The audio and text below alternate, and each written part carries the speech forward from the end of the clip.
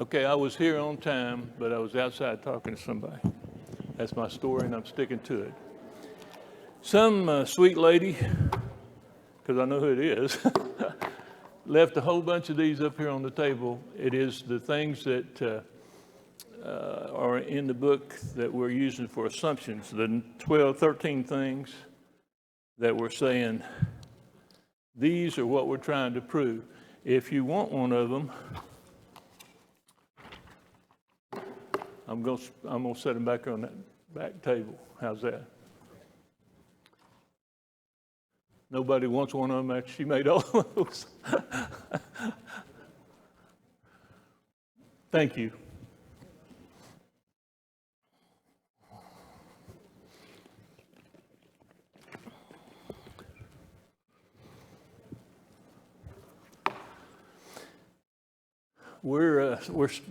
We're studying the Afterlife here, F. LaGard Smith's book. We've been through a couple of classes, 3 on it, I guess. We had one class that I donated to talking about hermeneutics and exegesis. Exegesis is the first step in hermeneutics. Then there are others. For instance, application is involved in that too. But the exegesis part is where you want to get things right and make sure you're studying the right words and the right things.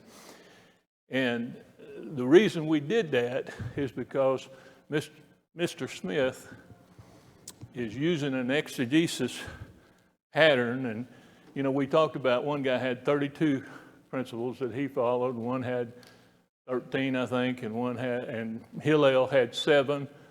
And I have 7. They're different from Hillel's because I don't understand all his real good. But you have a method of study is what it amounts to.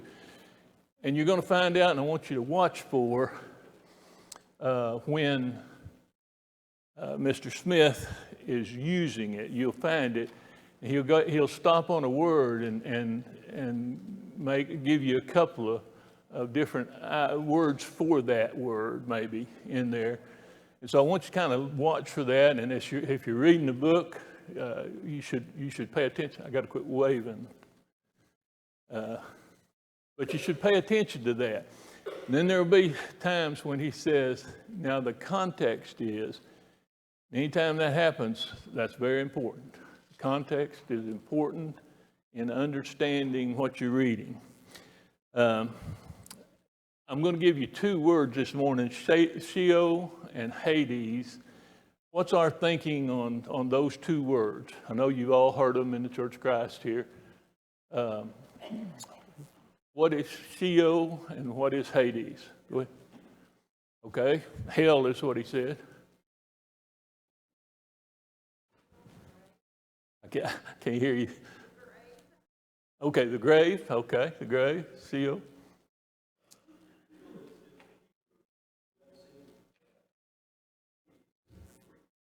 Okay, Lowell says Sheol is the Hebrew word and Hades is the Greek word. We'll probably find that to be in there with some other ideas. Go ahead.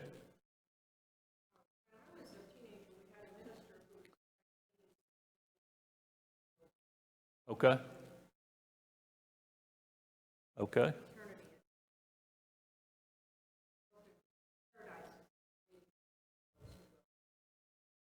And where did they get that idea? Well, the Rich Man and Lazarus. That's where they're getting most of that right there.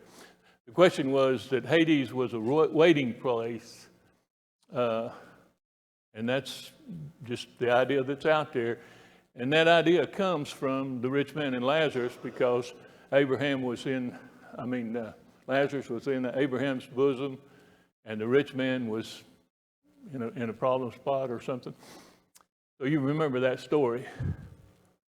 What do we know about resurrection? We're talking about afterlife, coming back, and the Sheol being the Hebrew word. What did they know about resurrection? What's taught in the Old Testament about resurrection? Not very much. Not very much. When they talk about Sheol, they're talking about the grave. They're talking about the end of the line. That's it. We're done. They don't really have an understanding of resurrection for a long time. When is the first? There are some passages in the Old Testament that would, if you knew about resurrection, you would understand that's probably what he's talking about. But there are not very many. For the most part, it means you died and you're buried in the ground, and that's the story.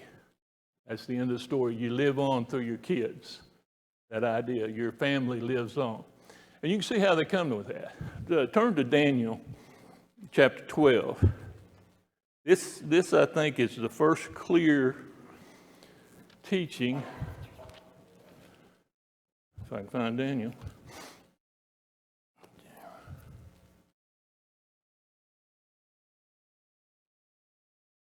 I love this Bible for the thin pages, but I can't turn to it.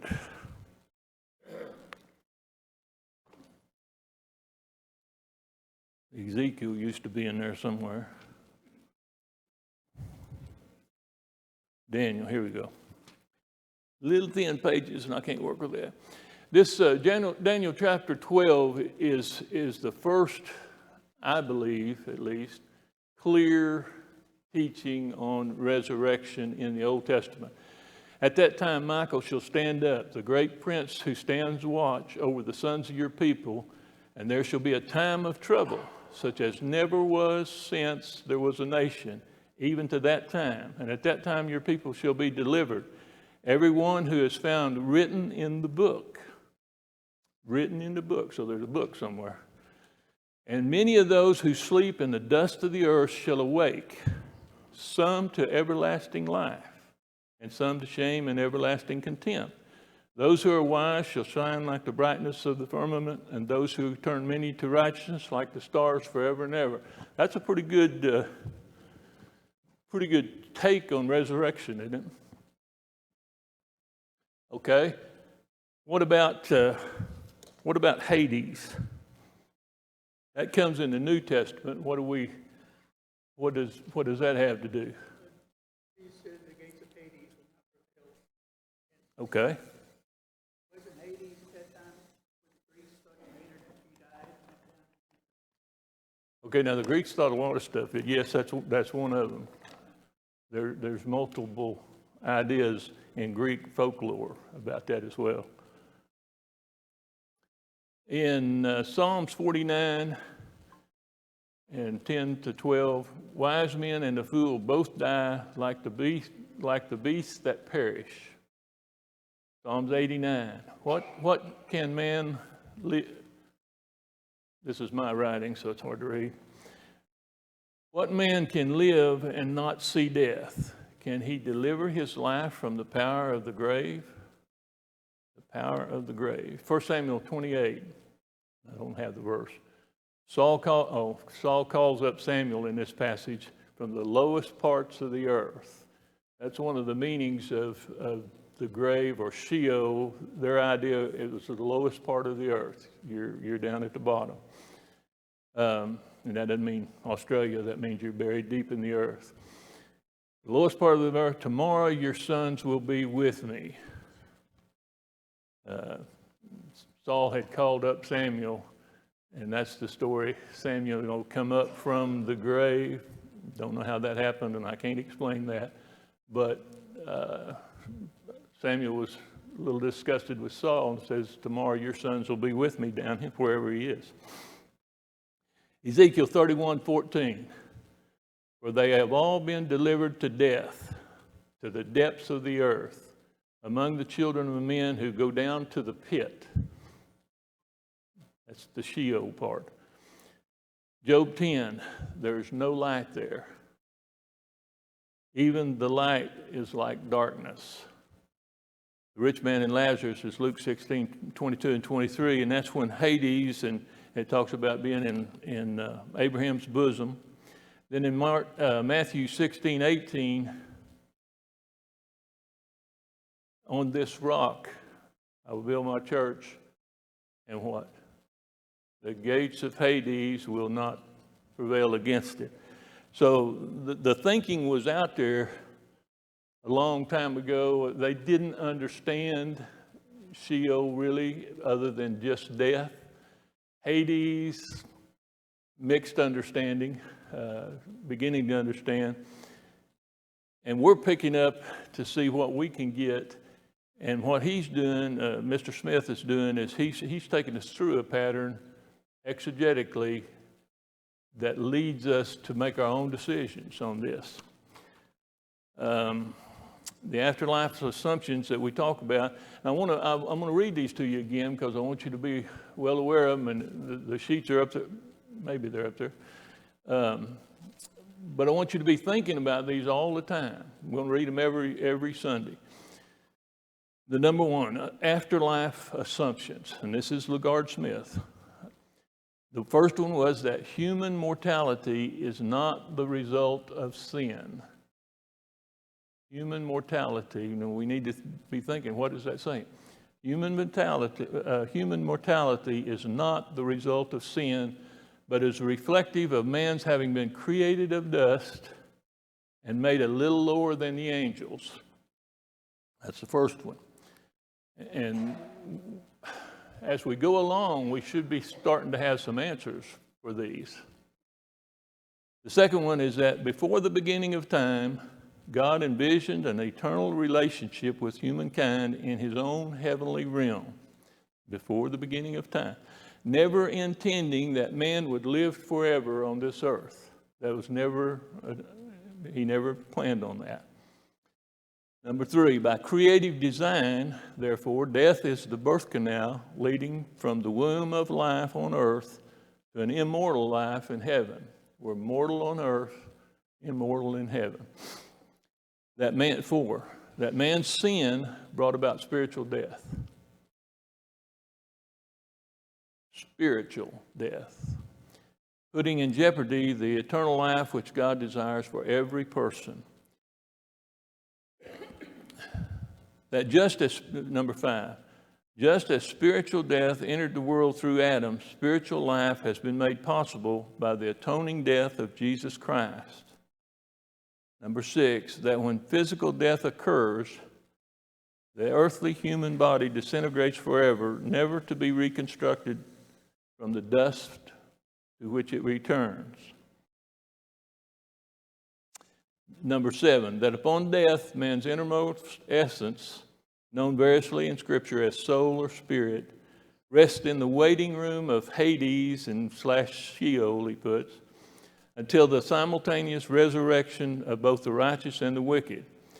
Number eight, that Hades or Sheol is a state of passive inactivity in which the soul is not conscious but is said to be sleeping. And that as with sleep, the moment one awakes at the resurrection will be as if no time whatsoever has passed since falling asleep. Just like when you fall asleep at night, you wake up the morning, you don't know what time it is. I do, there's a clock on the wall, but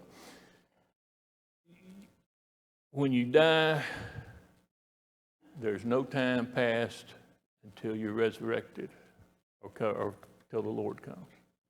That's what that says. Number 9, on the day of Christ's appearing, the dead will be raised, the present heavens and earth will be utterly destroyed, and Christ will set in judgment on all that have lived. I'm going to go ahead and read this. There's only 3 more. Those are the ones that I wanted, though. Number 10 is that the lost will be punished in hell, not with ongoing torment. We're not even close to getting to that yet, but not with ongoing torment, but with everlasting destruction of the soul, and that this second death is the death of the soul, which was the subject of God's many warnings from the garden to Jesus and from Paul's epistles to John's revelation. Number 12, there is no biblical support for the idea of purgatory within either Hades or hell, that the popular notion of rapture is a fiction arising from a recent misunderstanding of apocalyptic text. Those are the things that he says, I'm going to try to show you proof for this. And he does it nicely. He says, If I can show you, if I can make a case for it, you should pay attention. If I can't make a case for it, at least we have studied it. And he does that nicely. Last week we talked about the frail children of dust and several things. One of the questions I want us to remember, though, as we go, question number one, and I hope you remember some of this. We talked about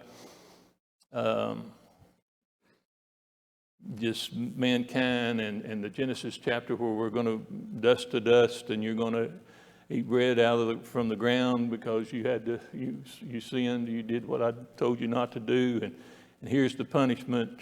You're going to make your way by the sweat of your face, sweat of your brow. Question number one, was physical, biological death a curse cast upon a man as a consequence for Adam's sin, or was the process of dust to dust a part of God's plan from the beginning? Did that make sense to you? Was physical, biological death a curse cast upon man as a consequence of sin? Okay. The difference is, and what we're looking for, biological death and spiritual death. There's two. There's two there. Biological death, he's going to make a case, maybe today, that says you're going to die anyway. And we're pretty much convinced of that, I think. And here at our age, we pretty well have seen that happen already. So, and we talked about a few things there, and I'm sure you remember every bit of it. The second question that I want us to keep in mind all the time, and as we look, are we proving any of this? Do we die in the flesh because of sin, or is death simply part of God's original plan to bring us to a fuller, more intimate relationship with himself? Those are the two things that we talked about last week. Anybody got any questions about any of that? Any of the answers to that? Not all at once, just one at a time. Go ahead. Marvin, I would think that God puts a high value on us choosing Him, as opposed to, He could have made us all kind of like robots, and we all do the same thing, and we all love Him, and everything's great. But that's not the way it is. I feel like that when we make a decision to follow Him or not to follow Him, that's a big deal. Big deal with God. And I see that all the way through here. So when people make that decision, hopefully we make it for eternity. Don't just do it today and forget it. So our choosing God is a big deal. Okay, everybody hear that all right? Our choosing God is a big deal. Is a big deal. The Bible is all about that, I guess. I really, I'm going to beg again. I really would like for you to sit right here and you to sit right there. And any of you that want to talk, Norman's close enough, I can hear him. And I think they can hear him, but they can't hear y'all. And so I'm asking the rest of you guys, put a bunch of pressure on them to move down here. So we're talking to, and there may be 10 people listening online, but one of them I had breakfast with, and he said, I heard you I watched you on TV. And I thought, okay, great. I was singing around, dancing like Casper, And I said, well, and he just looked at me. I said, well, I'm looking for critical,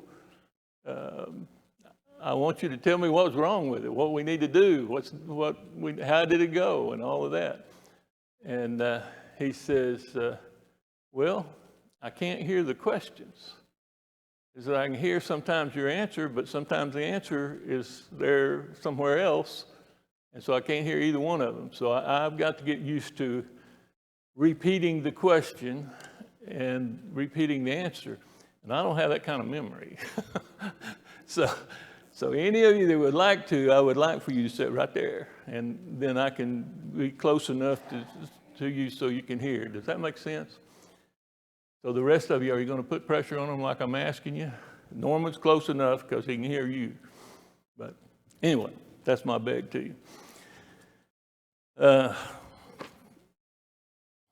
We got last week to where, if you got a book out there, it's where penalty is not a factor. Beyond the creation account itself, in what way, if any, is the dust to dust phraseology in Genesis different from the matter-of-fact usage found in Psalm? What did we say last week about the dust to dust thing? Everybody got that? The idea?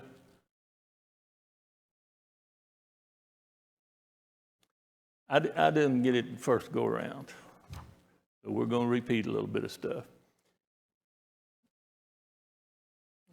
Told you the joke about the guy, the young man that looked under his bed and saw the dust, and you remember that part. Shake your head if you remember that part. Everybody remembers that. We talked about 2 Corinthians 4:16. Our outward man is decaying. It is only at the point of death that our rapid and complete disintegration will occur. Whether flesh deteriorates in a grave or the body's cremated ashes become indistinguishable from the dirt from which they fall, our ultimate physical end is truly the way of all flesh. We're going to die. Physically, we're going to die. Genesis 3:19, the penalty for sin. In the sweat of your face you shall eat the bread till you return to the ground, for out of it you were taken, for dust you are, and to dust you will return. That was the penalty. And the question that I just read you was physical, biological death a curse cast upon man? That's where we got that answer.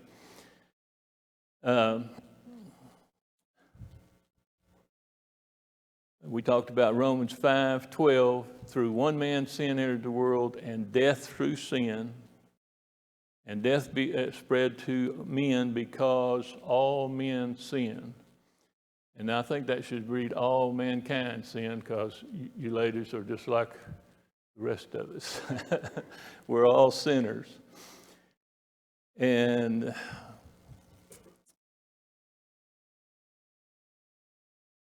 I don't need that part. So in the end, there's no disputing that biological death and spiritual death are life-threatening realities. It's going to happen to us. I don't want that. And we talked about the case needs to be made, and we made something of a case for what it means to be mortal. It's not outside. We need to remember this. It's not outside the realm of possibility that God initially might have intended to translate every human being out of this mortal world at some point into the heavenly realm, just as he did Enoch and Elijah. Now think about that for a minute. What does that mean?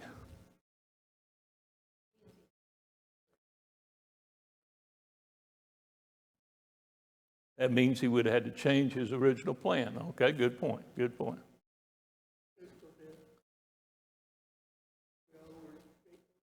We were translated?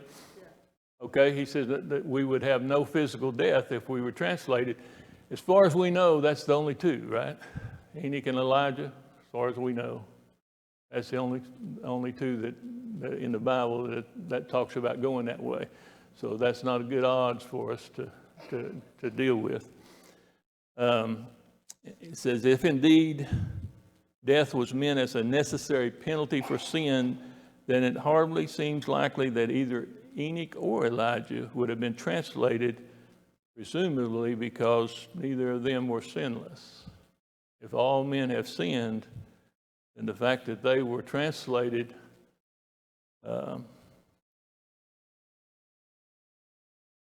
was death the penalty for sin. They didn't die, so, and they were sinners, we'd assume.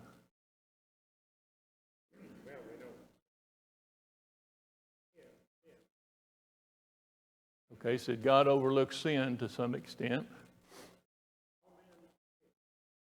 we're going to have to live on that now. Even Moses sinned. God buried Moses, and yeah. Okay.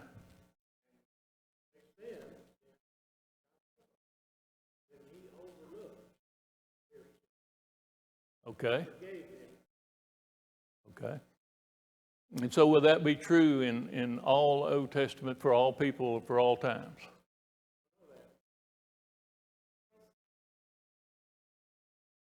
Christ on the cross covered that. Okay. So the need for Jesus Christ was then and now. For forgiveness of sins. If you're going to be sinless, it's going to be in what option? Your sins are forgiven. Would that be true? Go ahead.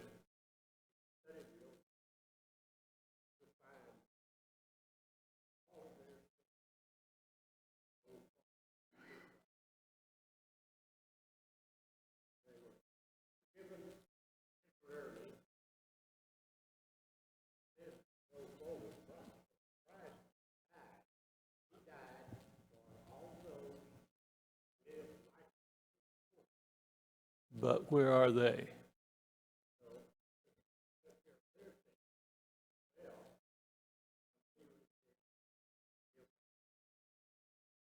Okay, and where are those people now?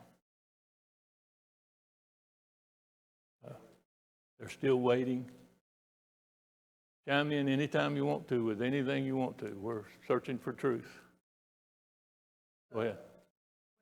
Today, Christ, people rose from the grave and went to recognize everybody's apparent.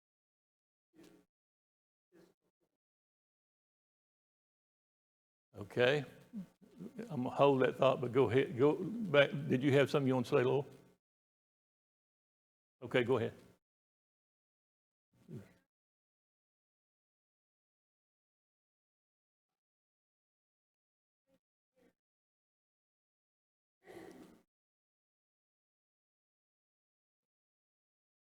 Is that 2 or 3? Okay, go ahead. Okay.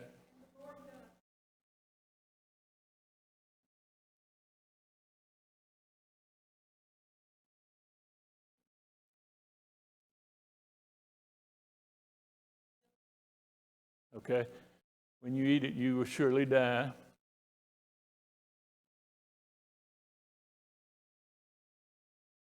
Okay, you guys help me. He said in the garden, he said, the day that you eat of that tree, you will surely die. Did they die? Okay, we're going to talk about that. It's going to come back around, but at that, go ahead.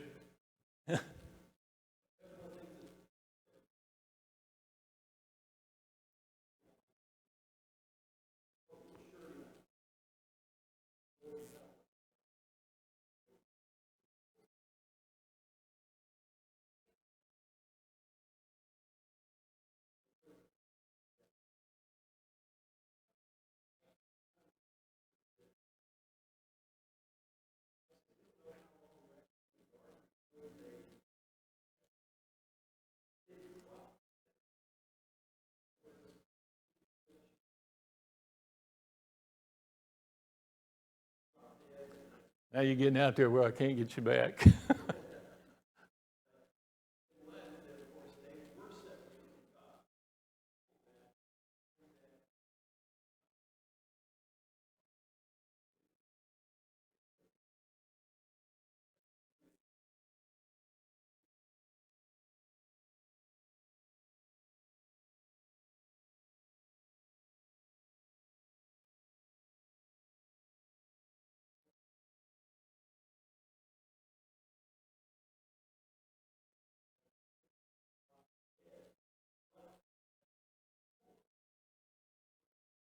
We're numbered. We talked about that last week too. Go ahead, Rod.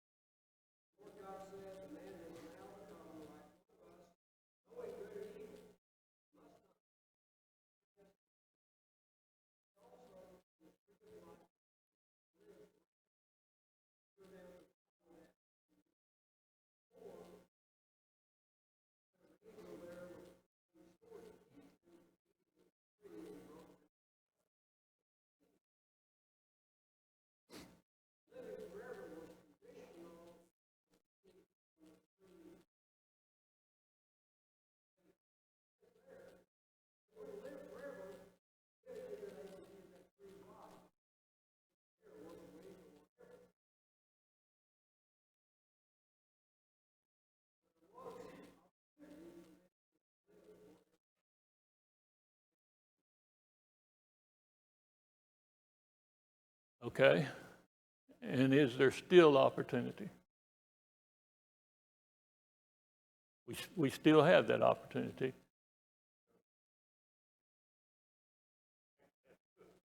But we can't eat of that tree. So something else had to happen or we're all in bad shape. Something else is going to happen.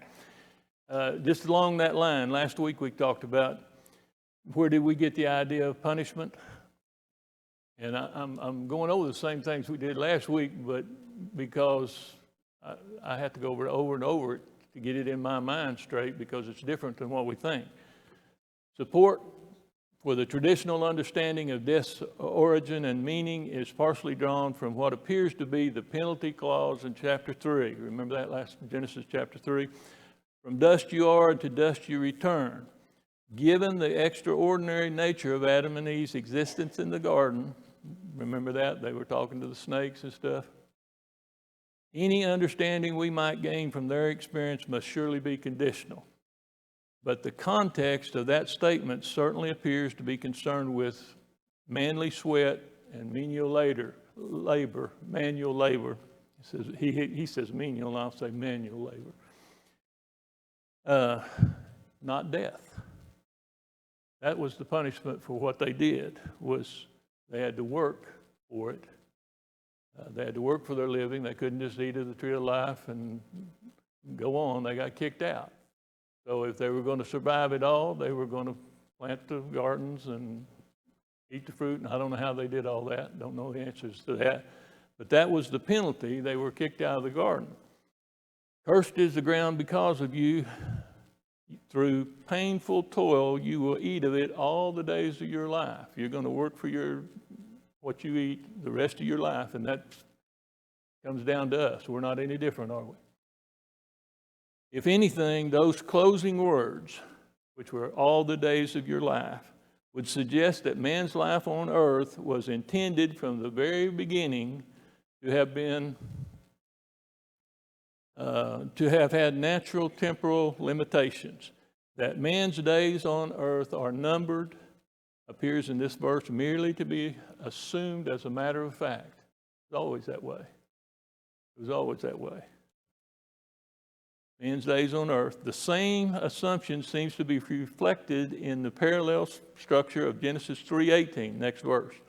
By the sweat of your brow you will eat your food. That's the penalty. Remember us saying that? Tell me, you shake your head. Yes, I remember that. From the sweat of your brow you will eat your food. That's the penalty. Until you return to the ground, that's the duration of the penalty. For dust you are, and to dust you will return. Recognizing Adam's natural mortality. He's going to die. From the beginning, he was going to die. He's mortal. Note what is said when Adam is finally sent into exile. So the Lord, this is Genesis 3:23. So the Lord God banished him from the Garden of Eden to work the ground from which he had been taken. There's not a word there about death. Instead, the emphasis once again is on Adam's having to earn his living. Adam can no longer eat of the tree of life. He's been banished from that. You can eat of the tree of life, you go on and on and on, but he got kicked out. And last week he adds a little piece here that says the irony is to sustain his life, to sustain his life until he once again becomes dust. Adam had to engage in the sweaty work of breaking up the clods out of which he himself was made. Okay, and that brings us to the lesson today. When penalty is not a factor, turn in your Bibles to Psalms 90. 90.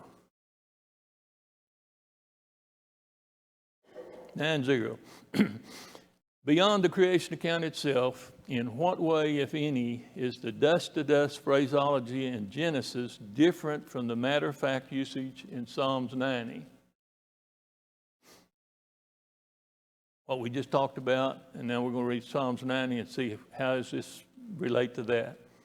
Before the mountains were born, or you brought forth the earth, this is the writer of Psalms, and the world, from everlasting to everlasting you are God. you turn men back to dust, saying, return to dust, O sons of men. For 1,000 years in your sight are like a day that has just gone by, or like a watch in the night. You sweep men away in the sleep of death, and they are like the new grass of the morning. Though in the morning it springs up new, by evening it is dry and withered. The length of our days is 70 years or 80, if we have strength. Teach us to number our days aright, that we may gain a heart of wisdom. In that psalm, man's return to dust is but an assumed feature of the brevity of man's life, in contrast to the Ancient of Days. Now, this text does not provide irrefutable proof that life's brevity was a matter of punishment. But there is no hint there that our physical death is a curse for sin. Let that sink in. There's no hint there that our physical death is a curse for sin. If anything, that it was God himself who determined our life on earth would be as fleeting as the new grass of the morning. Should anyone still insist that the dust to dust clause is not merely descriptive of what happens naturally, but prescriptive of what would happen in the future because of sin, there's yet another question to be asked. Is it not incredibly strange that there is no comparable penalty of death imposed on Eve, who was, after all, the first to eat of the forbidden fruit? Yet her sentencing consisted of increased pain in childbirth, not death, and of conjugal submission, not capital punishment. What did that just say? We talked about Adam, and then we talked about Eve. What's the difference there? What do we got?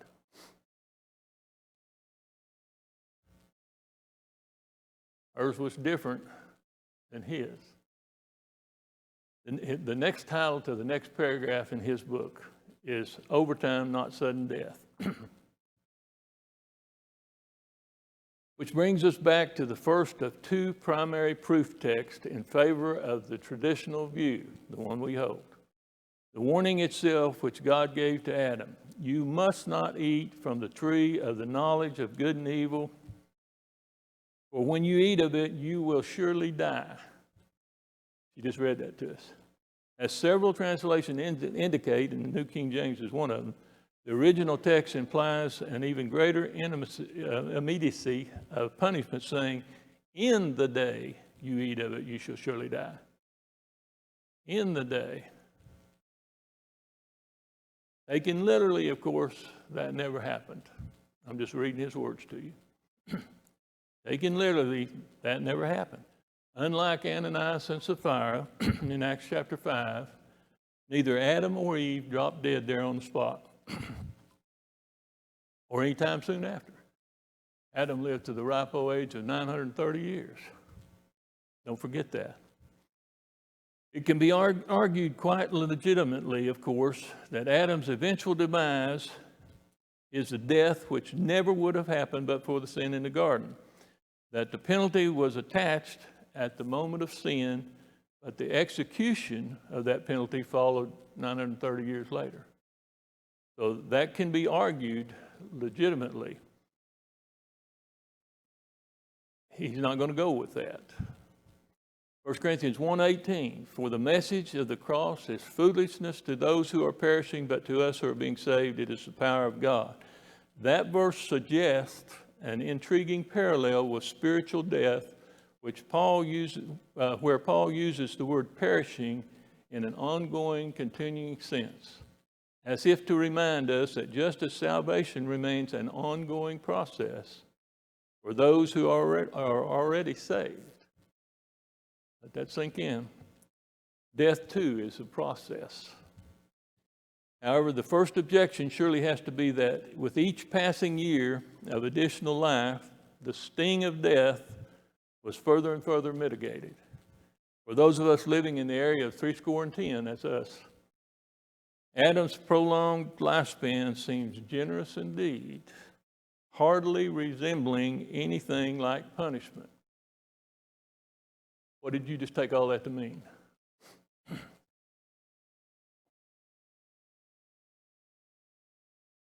Very confusing, huh? He was going to die. It went.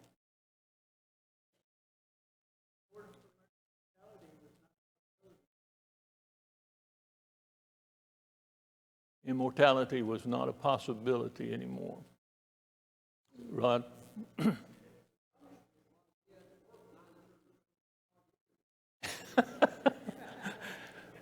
He said the punishment was he had to work 930 more years. So, he didn't get out easy for any question. Question number 3. We're going to go on.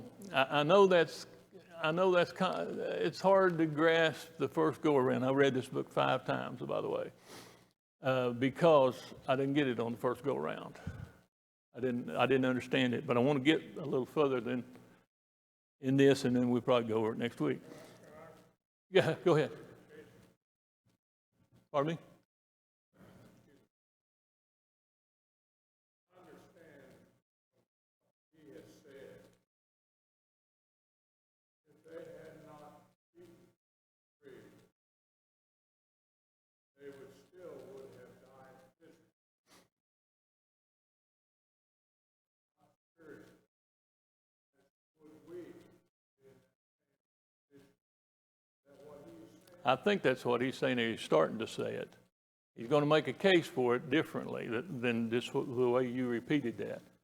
We'll just keep that in mind. Can you say that again?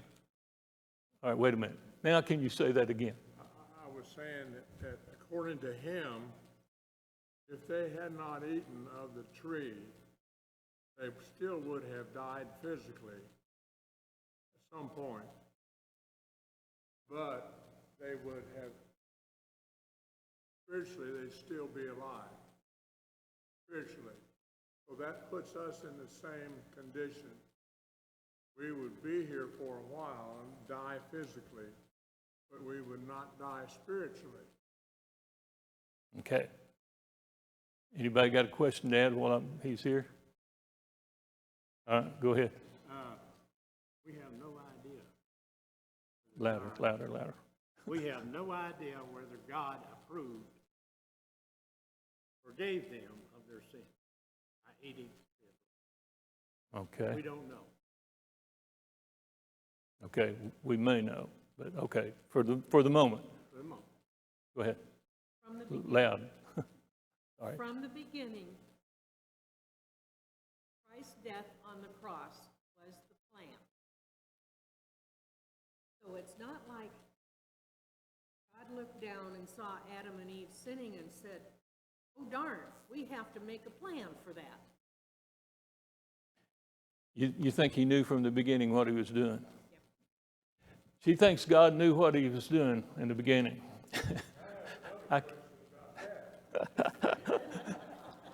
He has another question about that.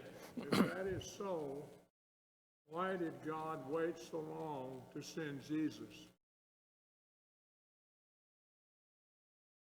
Paving the way. For what? Okay, good questions. Have you, We have a whole week to think. you got the whole week to decide on that. Don't forget those questions. You know what I need here? I need in this class a secretary.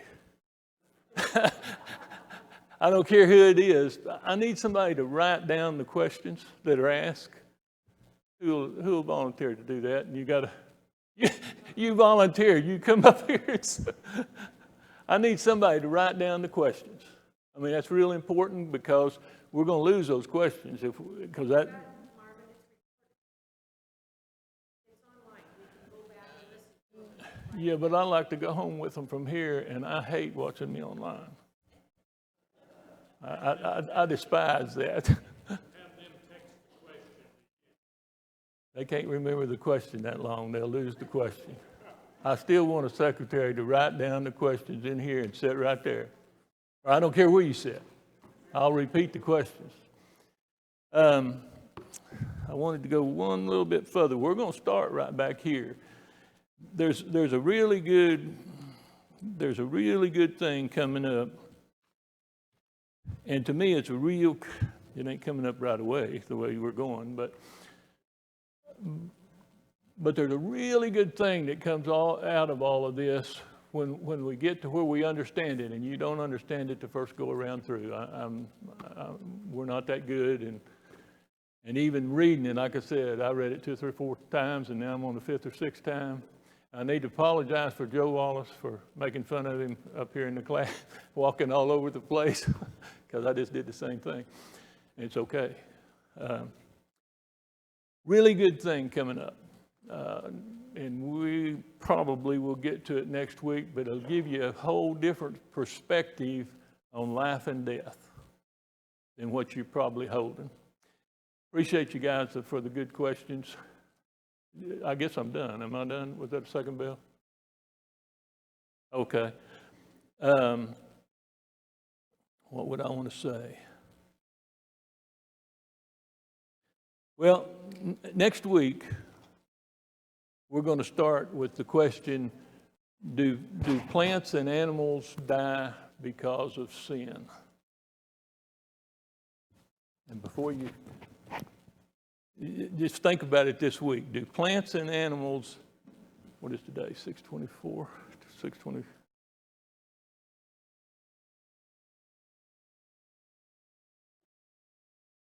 Make sure we're quit.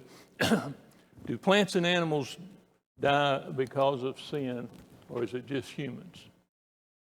We'll spend some time on that, and we're going to talk about ink, and it's a good book. We'll read some more of it next week. If you got questions, ask them now. I'm not going to go any further. I want to start right there next week. Anybody got any? Yeah, of course he does. Go ahead.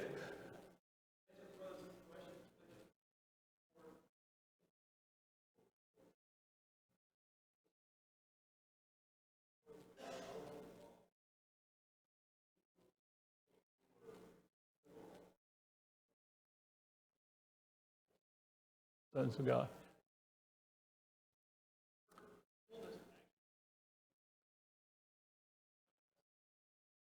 Okay. So in the things that we're trying to remember or trying to answer, that's one of the questions. Did God have a plan in the beginning for what human beings were going to do? Of course he did. Of course he did.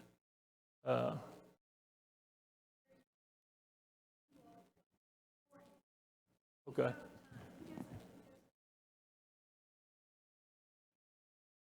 We can't even imagine. She said God created time for us. He doesn't have any time. We can't even understand that, can we? We just can't. You can sit and think about that all you want to, but you think then, how long have I been thinking about this? I mean, you just can't, we can't fathom that. I can't anyway. Last chance. Got to behave yourself in church.